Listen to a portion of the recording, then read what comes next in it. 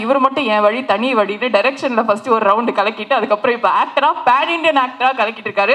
The very busy phenomenal versatile performer. Yes, let's welcome S.J. Surya அவர்கள்.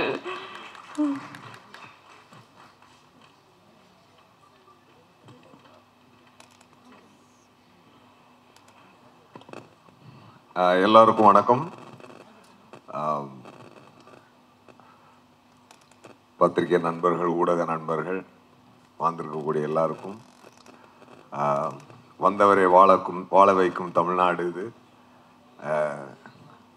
வந்திருக்கக்கூடிய நம்ம star நானி sir, அவரை first welcome பண்ணுறேன். நான் ஏற்கனவே தமிழ் இண்டஸ்ட்ரிக்கு அவர் நல்லாவே தெரியும். எப்படின்னா முத நானி அப்படின்ற படம் தான் இங்கே உங்களுக்கு ஒரு நல்ல ஒரு ஃபஸ்ட்டு பேஸை இங்கே நானி அப்படின்னு ஒரு நல்ல ஆக்டர் ஒருத்தர் இருக்கார் அப்படின்றத ஃபஸ்ட்டு காட்டுச்சு இங்கே தமிழ்நாட்டுக்கு. அதுக்கப்புறம் எல்லா படங்களும் இப்போ ரீசெண்டாக ஹாய்னானா எஸ்பெஷலி எல்லா ஃபேமிலி இங்கே ஆக்சுவலாக இங்கே இருக்கக்கூடிய எல்லா ஃபேமிலி ஆடியன்ஸுக்கு ரொம்ப ரொம்ப நல்லா தெரியும். இப்போ எங்கள் அக்கா வீட்டு பசங்கள்லாம் 2-3 தடவை பார்த்து அதை நான் ஆல்ரெடி அவர்கிட்ட ஷேர் பண்ணியிருக்கிறேன். ரொம்ப மூவ் ஆயிட்டாங்க. அந்த மாதிரியான ஒரு ஜென்யூன் ஆக்டர். அந்த இங்கே ஒவ்வொருத்தருக்கு ஒரு ஸ்டார் டேக் இருக்குங்களா, அந்த மாதிரி தெலுங்கில் அவருக்கு நேச்சுரல் ஸ்டார் நானி அப்படின்னு சொல்லுவாங்க. ஏன்னா அவ்வளோ இயல்பாக அந்த நடிப்பு இருக்கும். நான் வரேன், அவரோட பாயிண்ட்டுக்கு அடுத்து வரேன். நம்ம மெழுகு டாலு, நம்ம பிரியங்கா மோகன், அவங்க சொன்ன மாதிரி இது எனக்கு அவங்களோட 2வது படம். நானி சாரோடையும் அவங்களுக்கு 2வது படம். அப்புறம் நான் மான்ஸ்டர்னு ஒரு படம் பண்ணேன், ட்ரீம் வாரியர். அதில் இவங்க அறிவி பண்ணியிருந்தாங்க. கமல் சாரோட பண்ணப்போ உங்களை பற்றியெல்லாம் பேசிகிட்டு இருந்தோம். நீங்கள் திருப்பி ஒரு ரவுண்டு வர்றது எங்களுக்கு ரொம்ப ரொம்ப சந்தோஷம். ஓகே, ரொம்ப யூஎஸ்லேருந்து திருப்பி இங்கே வெரி ஹேப்பனிங். அது ஒரு டைம் இருக்குங்க. அந்த டைம் வந்துருச்சுனாலே எல்லாமே அந்த ஒரு ஹேப்பனிங் ஃபிலிம்ஸில் பிளேஸ்மெண்ட் உட்காந்துரும். அதனால் உங்களுக்கு அந்த ரவுண்டு திருப்பி ஸ்டார்ட் ஆகிருக்கு. All the best madam. ரொம்ப சந்தோஷம். டைரக்டர் விவேக் ஆத்ரேயா அவர் தெலுங்கு ஆள்னாலும் அவர் பக்கா ஒரு தமிழ் டைரக்டர் தான். என்னென்னா அவர் ஒர்க் பண்ணது எல்லாமே, படித்தது ஒர்க் பண்ணது எல்லாமே நம்ம ஓஎம்ஆர் இதுதான். சென்னை வாசியாக தான் வாழ்ந்தார். ஸோ அதனால தான் அவருக்கு எப்பொழுதுமே தமிழ் மேலேயும் தமிழ் மக்கள் மேலேயும் ரொம்ப அவர் டேஸ்ட் ரொம்ப ரொம்ப பக்கத்தில் இருக்கும். அதனால தான் இந்த படத்தில் S.J. சூர்யா, அதனால தான் பிரியங்கா மோகன், அதனால தான் மேடம், அதனால தான் இவங்க நானி சார் தவிர இங்கே இருக்க எல்லாருமே இப்போ தமிழ் ஆர்டிஸ்ட். நானி சாரும் ஆஃப் தமிழ் ஆர்டிஸ்ட். டெஃபினட்டாக அந்த மாதிரியான ஒரு நல்ல டைரக்டர். அந்த டைரக்டரை இன்ட்ரடியூஸ் பண்ணது யார் அப்படின்னு சொல்லி பார்த்தீங்கன்னா நானி சார் தான். நானி சார் ஒரு சாதாரண அசிஸ்டன்ட் டைரக்டராக தன்னுடைய வாழ்க்கையை ஆரம்பித்து இன்றைக்கி படிப்படியாக முன்னேறி சடன் டிராஸ்டிக்காக பெரிய ஹீரோவாக போய் சடனாக கீழே விழுந்து அப்படியெல்லாம் இல்லாமல் படிப்படியாக வளர்ந்து இன்றைக்கி நல்ல ஒரு பெரிய ஹீரோவாக தெலுங்குல ஒரு நல்ல மரியாதையும் ஒரு அன்பும் சம்பாதிச்சு வச்சிருக்கக்கூடிய ஒரு பெரிய ஸ்டார். இங்கே தமிழ்நாட்டிலையும் அந்த அன்பையும் மரியாதையும் அளவு கடந்து வளர்த்துக்கிட்டு வராரு. டெஃபினட்டாக சார், நாங்கள் தமிழில் சொல்லுவோம் வந்தவரை வாழ வைக்கும் தமிழ்நாடு அப்படின்னு சொல்லுவோம். டெஃபினட்டாக நானி சாருக்கு எப்பவுமே உங்களை மனசில் வச்சு வாழ்த்துவாங்க சார். டெஃபினட்டாக that very kind man you are. அந்த கைண்ட் ஹார்ட்டுக்கு என்றைக்குமே ஒரு இது இருக்கும். S.J. சூர்யா ஒரு படத்துக்குள்ளே போகிறான் அப்படின்னா அது அஃப்கோர்ஸ் எல்லாருக்கும் பணம் வேணும். அது பணத்துக்காக மட்டும் இருக்காது அப்படின்றது எனக்கு அந்த மீறி இறைவனும் கரெக்டாக நல்ல நல்ல படங்களாக எனக்கு பிளஸ் பண்ணிட்டு வரான். இப்போ பார்த்தீங்கன்னா இப்போ ராயன் ரீசெண்டாக நல்ல ஒரு மிகப்பெரிய வெற்றியை கொடுத்தது. ரொம்ப சந்தோஷமாக இருந்துச்சு. அதில் ஒரு டிஃப்ரெண்ட் பர்ஃபார்மன்ஸ் வந்ததா எல்லாருமே என்னை பாராட்டினாங்க. டெஃபினட்டாக I want to thank Dhanush sir once again for that. ராயனை தொடர்ந்து இப்போதான் ராயன் ரிலீஸு, அப்படியே இப்போ சனிவாரம் ரிலீஸு. டெஃபினட்டாக இதுவும் ஒரு மிகப்பெரிய வெற்றியாக இருக்கும். ராயனோட கம்பேர் பண்ணி எதுக்கு சொல்கிறேன்னு சொல்லி சொன்னால் ஒரு வித்தியாசமான திரைக்கதை. எல்லாரும் வண்டியை ஒரு பக்கமாக ஓட்டிக்கிட்டு இருக்கும்போது தனுஷார் வந்து அந்த ஹீரோயிசம் ஏரியாவை பிரேக் பண்ணி ஒரு ஒரு டிஃப்ரெண்ட் ஸ்க்ரீன் பிளே ஒன்று வந்து அவர் கொண்டு வந்தார் இல்லையா? அந்த மாதிரி விவேக் ஆத்ரேயா வந்து ஒரு டிஃப்ரெண்ட்டான ஸ்க்ரீன் பிளேயை ரொம்ப அழகாக இதில் வந்து ப்ரெசென்ட் பண்ணியிருக்கார். அந்த கதை தான் எனக்கு இந்த படத்தை நான் ஒத்துக்கிறதுக்கான மெயின் ஃபஸ்ட்டு சோர்ஸ். அது என்ன அப்படின்னா, இது வரைக்கும் எத்தனையோ ஆக்ஷன் படங்கள் வந்திருக்குது. இப்போ ஆக்ஷன் படம் அப்படின்னாலே பார்த்தீங்கன்னா அதுக்கு மோடு வந்து மாணிக் பாஷா தான். எல்லாரும் மாணிக்கம் பாஷா இதை வச்சு தான் எல்லா ஆக்ஷன் கதையும். நீங்கள் அந்த காலத்தில் இருந்த ஷாயின் ஷா அப்படின்னு எடுத்தீங்கனாலும் சரி, நான் சிவப்பு மனிதன் ரஜினி சார் அடித்த நான் சிவப்பு மனிதன் எடுத்தீங்கனாலும் சரி, இன்னைக்கு வந்து மிகப்பெரிய வெற்றி அடைந்த பாகுபலி எடுத்துக்கிட்டீங்கனாலும் சரி, இது எல்லாமே இந்த மாணிக்கம் பாஷா மோடு தான். அதாவது ஒருத்தன் ஒரு பெரிய பாஷாவாக இருப்பான், ஆனால் அவன் ஒரு காரணத்துக்காக மாணிக்கமாக போய் ஆக்ட் பண்ணிகிட்டு இருப்பான். தன்னுடைய கோபம் எல்லாத்தையும் கண்ட்ரோல் பண்ணி ஒரு மாணிக்கமாக வாழ்ந்துக்கிட்டு இருப்பான் ஃபார் அ குட் காஸ் அப்படின்றதான் இந்த கான்செப்ட். ஆல்வேஸ் இது வந்து ஒரு ஒரு ஒரு எவர்கிரீன் ஃபார்முலாவாக நிறையா படங்கள் இது மேலே வந்துருச்சு. ஓகேயா? இப்போ பாகுபலி 2 எடுத்துக்கோங்க. பாகுபலி 2 வந்து ஒரு அரசன் ஒரு நகர்வலம் சென்று அந்த மக்களை பற்றி தெரிஞ்சுக்கிறதுக்காக தன் தாய் அனுப்பி வைக்கிறான். ஸோ ஒரு ஒரு கிங் சாதாரண குடிமகனாக ஒரு நாட்டுக்குள் நகர்வலம் செல்கிறான் அப்படின்றது கதை. அப்போ பார்த்தீங்கன்னா அது யார்? ஒரு பாஷா மாணிக்கமாக அங்கே உள்ளே போகிறான் அப்படின்றத அதோட கதை. ஸோ எந்த ஆக்ஷன் படமும் மாணிக் பாஷா டேக் இல்லாமல் வராது. ஈவன் இன்க்ளூடிங் அசுரன், இன்க்ளூடிங் ராயன், எல்லாத்துலேயுமே அது இருக்கும். அது வந்து எவர் கிரீன் ஃபார்முலா. அந்த எக்ஸ்ட்ராடினரி தாட் இப்போ பல பேர் ஹேண்டில் பண்ணி ஒரு ஆர்டினரி தாட் ஆகிட்டு வந்துக்கிட்டு இருக்கு.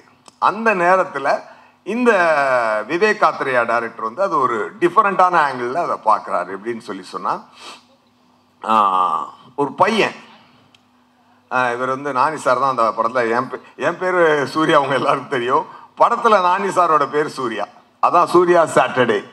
அந்த சூர்யா சாட்டர்டேயோட காரணம் என்னென்னா, சின்ன பையனாக அவர் வளரும் பொழுது அவங்க அம்மா வந்து அபிராமி மேடம் தான் பண்ணியிருக்காங்க. பையன் வந்து பயங்கர கோவக்காரனாக அவர் பாஷாவாக வளர்றான். அப்போ அம்மா என்ன பண்ணுறாங்கன்னா பார்க்குறாங்க, டேய் நீ இப்படியே கோவப்படாதன்னு சொன்னால் கேட்க மாட்டாங்க இல்லையா பசங்க. எப்பொழுதுமே வந்து நீ கோவப்படாதன்னா பசங்க கோவப்பட்டே தீருவானுங்க. ஸோ அதனால் அம்மா என்ன பண்ணுறாங்கன்னா ஒரு ட்ரிக் யூஸ் பண்ணி, டே பாபு நீ வந்து கோபப்படுவோம், நீ வேண்டான்னு சொல்லலை, ஆனால் எல்லா நாளும் கோவப்படாத, வாரத்தில் ஒரு நாள் மட்டும் கோவப்பட்டுக்கோ அப்படின்னு சொல்கிறாங்க. அந்த ஒரு நாள் என்னென்னா அவர் சனிக்கிழமை அப்படின்னு அந்த நாள் ஒரு காரணத்திற்காக முடிவு பண்ணுறார் அந்த பையன். ஸோ அம்மாவோட பேச்சை கேட்டு அம்மா கொடுத்த சத்தியத்துக்காக வாரத்துக்கு ஒரு நாள் மட்டும் கோவப்படுவோம், அது சனிக்கிழமைன்னு ஒரு முக்கியமான காரணத்துக்காக முடிவு பண்ணுறார். ஸோ இந்த கதையில் ஞாயிற்றுக்கிழமையிலேருந்து வெள்ளிக்கிழமை வரைக்கும் இந்த சூர்யா மாணிக்கம், சாட்டர்டே மட்டும் அவன் பாஷா. ஓகேயா? இதுதான் இந்த படத்துடைய கான்செப்ட். அதனால தான் சூர்யாவின் சாட்டர்டே அப்படின்னு வருது. ஸோ இது வந்து அந்த ஹீரோயினுடைய கோபம். அதே மாதிரி எனக்கு ஒரு கோவம் இருக்குது. எனக்கு படத்தில் என்னோட பேர் வந்து தயா.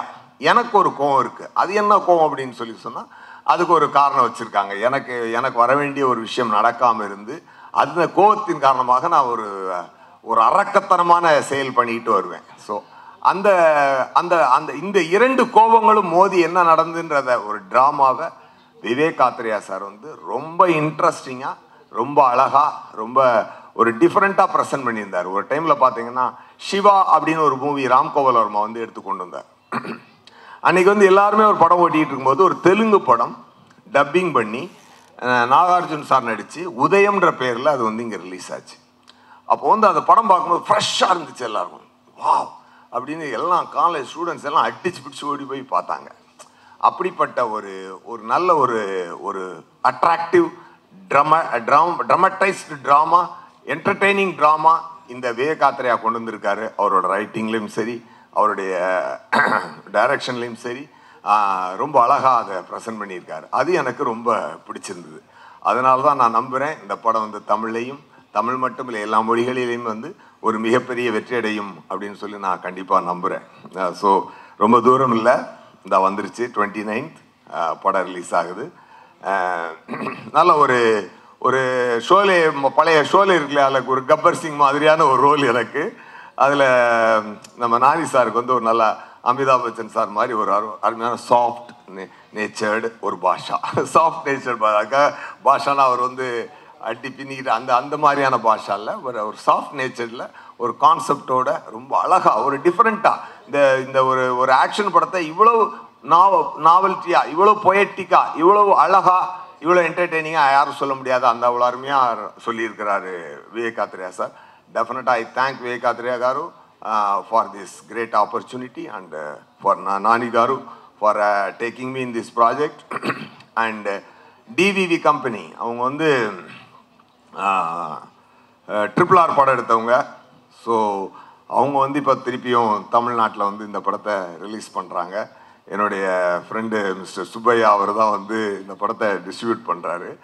அவர் மாநாடு, அவர் வந்து எப்பொழுதுமே ஒரு பெக்கூலியராக பார்ப்பார். என்கிட்டே சொல்லாமல் வந்து அவர் ஹைதராபாத் வந்திருந்து எனக்கு ஃபோன் அடித்தார். என்னங்க அப்படின்னு, நான் படத்தை வாங்க வந்திருக்கேன். இவர் மட்டும் படம் வாங்கினாலே எனக்கு அதில் ஒரு அட்டென்ஷன் வந்துடும். ஏன்னா நம்ம படத்துக்கே நம்ம மேலே ஒரு நம்பிக்கை வந்துடும்னா, மாநாடு அவர் தான் வாங்கினார். மார்க் ஆண்டனி ஃபுல்லாக வாங்கணும்னு பார்த்தாரு, அவர் முடியலை. அப்புறம் ஒரு ஏரியா மட்டும் வாங்கியிருந்தார். அப்புறம் இப்போது ரீசெண்டாக நல்ல படங்கள்லாம் வாங்கி அவர் ரிலீஸ் பண்ணியிருக்காரு. ஸோ அவர் தொட்டதெல்லாம் இப்போ தொடங்குது.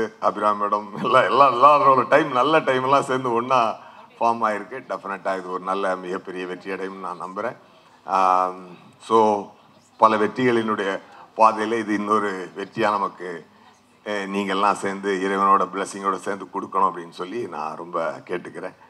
மற்றபடி என்ன சொல்கிறதுக்கு, இன்றைக்கெல்லாம் ஹாப்பியா? எப்படி இருக்கீங்க? ஹாப்பியா? ஓகே, ரொம்ப ரொம்ப சந்தோஷம். இந்த படத்தில் நிறையா டெக்னீஷியன்ஸ் இருக்காங்க. நம்ம சர்பேட்டா கேமராமேன் தான் இந்த படத்துக்கு கேமராமேன். மெட்ராஸ் சர்பேட்டா படத்துக்கு கேமராமேன் தான் இந்த படத்துக்கும் கேமராமேன். அண்டு விஜய், ஜேக்ஸ் விஜய், அவர் வந்து கேரளாவிலேருந்து ரொம்ப விரும்பி நானி சாரும் டைரக்டரும் ரொம்ப விரும்பி அவரை கூப்பிட்டு வந்து பண்ணியிருக்காங்க. Has done a fantastic background score for this film. எல்லா கோ ஆக்டர்ஸும் சரி, நிறைய ஆக்டர்ஸ் எல்லாருமே வந்து ரொம்ப அழகான பர்ஃபார்மன்ஸ், ரொம்ப டிஃப்ரெண்ட்டான இதாக வந்திருக்கு. ஒரு ஒரு ஒரு இந்த படம் வந்து நல்ல மக்கள் வந்து நல்லா விரும்பி பார்க்கக்கூடிய ஒரு படமாக இருக்கும். எல்லாருமா சந்தோஷமாக என்ஜாய் பண்ணி பாருங்கள். And once again Don combination Priyanka மோகன் அவங்க என் கூட நிறையா ஸ்க்ரீன் ஸ்பேஸ் ஷேர் பண்ணியிருக்காங்க. அப்படி முறைச்சி பார்க்கும்போதெல்லாம் பயந்து பார்க்குற மாதிரி பார்க்கணும். அந்த மாதிரி ரியாக்ஷன்லாம் ரொம்ப அவங்களுக்கு க்யூட்டாக வரும். ஸோ நான் அவங்கள வந்து சொல்லுவேன், இந்த மாதிரி ரேபிட் மாதிரி இருக்குங்க உங்கள் ரியாக்ஷன் அப்படின்னு சொல்லியிருக்கிறேன். ரொம்ப க்யூட்டாக பர்ஃபார்ம் பண்ணியிருக்காங்க. ரொம்ப மற்றபடி எடிட்டர் எல்லாருமே ரொம்ப நல்லா ஒர்க் பண்ணியிருக்காங்க. ஸோ சந்தோஷமாக படத்தை பாருங்கள், ஒரு நல்ல வெற்றியை கொடுங்க. தொடர் வெற்றிகளில் திருப்பி ப்ளஸ் பண்ணிகிட்டு இருக்க இறைவனுக்கும் உங்களுக்கும் என்னை பெற்ற தாய் தந்தையருக்கும் நன்றியை நான் சொல்லிக்கிறேன். Thank you so much.